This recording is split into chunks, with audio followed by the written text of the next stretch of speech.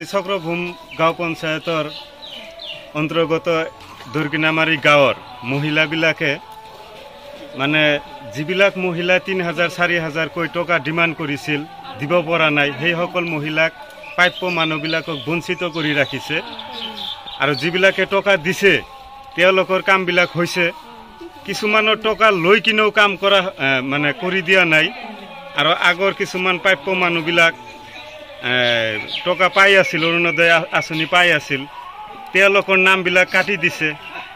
আৰু দেৱজিৎ আৰ্য আৰু বিজু আৰ্য তেওঁ ভোট কমিটিৰ দৰকিনামাৰী ভোট কমিটিৰ প্ৰেচিডেণ্ট বিজেপি দলৰ তেওঁ আহি ঘৰে ঘৰে মহিলাবিলাকক বুজাইছে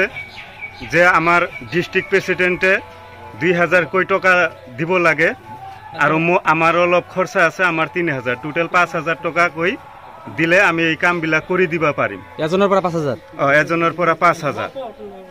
মানে ডিষ্ট্ৰিক্ট প্ৰেচিডেণ্টৰ কথা কৈ কিনেহে পইচাটো উঠাইছে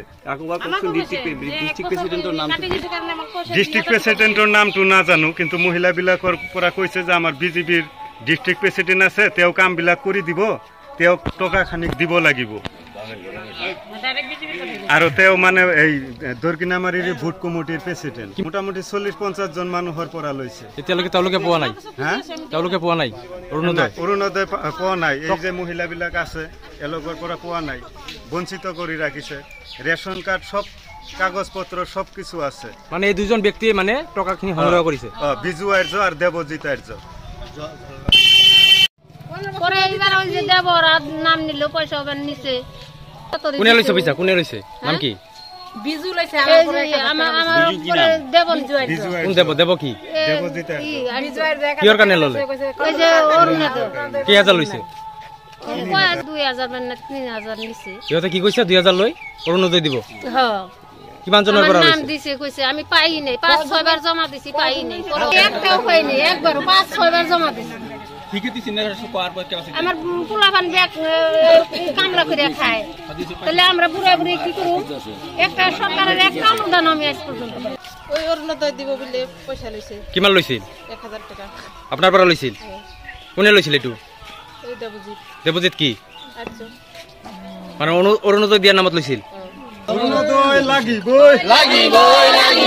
অৰুণোদয় লাগিবই অৰুণোদয় লাগিবই ধন সংগ্ৰহ নচলিব উজ্জ্বল কান্তি মুৰ্দাবাদ বিজু আৰ্য মুৰ্দাবাদ